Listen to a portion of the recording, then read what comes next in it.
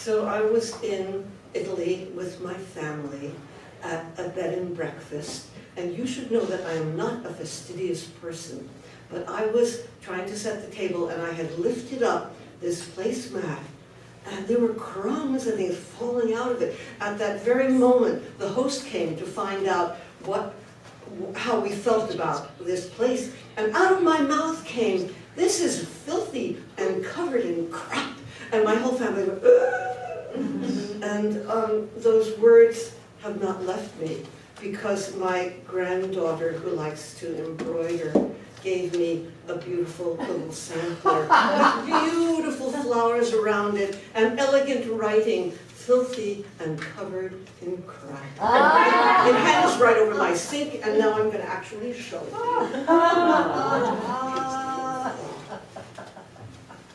you. You can pass it around. You can see the beauty of her work. Oh, there it is. Oh my God! You just have to watch what you say. We'll get it more.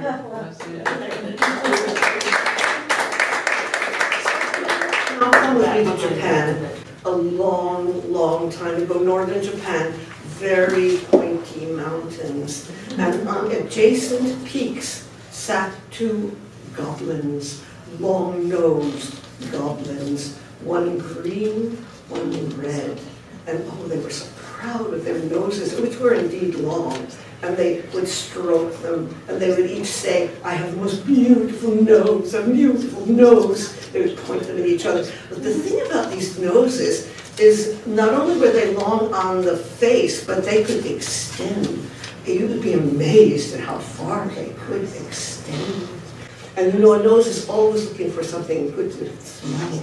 And the green goblin smelled something utterly delicious far, far away. So he extended his nose, and it went over many leagues, over mountain ranges, down into the plain, and it found itself in the courtyard of a great lord. And what was going on there?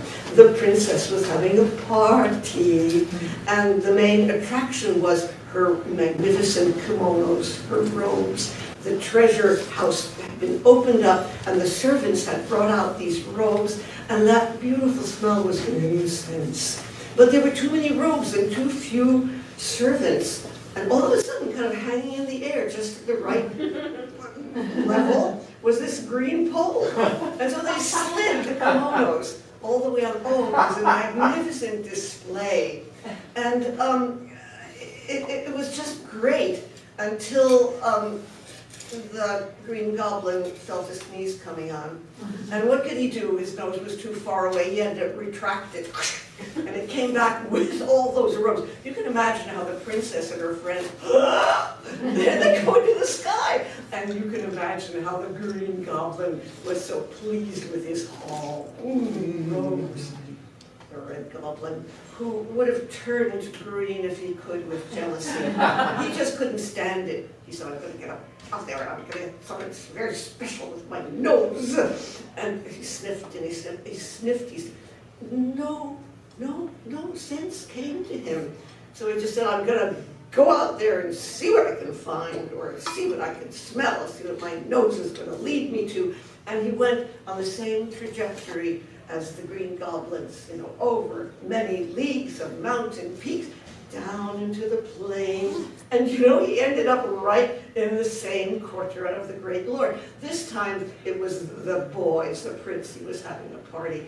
And it was a lot more raucous, as you can imagine, all these young boys, leaping all over the place. And they were looking for something more to do, and there, hanging in the air, was this red pole, just the right height. They said, "Let's get some rope, and we can swing from this." And they did it. Oh, it felt so good. But one of them had gotten a penknife, and you give a boy a penknife, and there's this beautiful shiny pole. And he started to carve his name into the nose, and the red goblin was so unhappy, he retracted his nose, and you should have seen those boys. They fell hard, and he got his nose back, and he caressed his nose, and he wept over his nose, and he looked at the Green Goblin, and he said, my jealousy got me into trouble. I'm not going to do it anymore. Me and my nose will just sit together on this peak, and all will be well.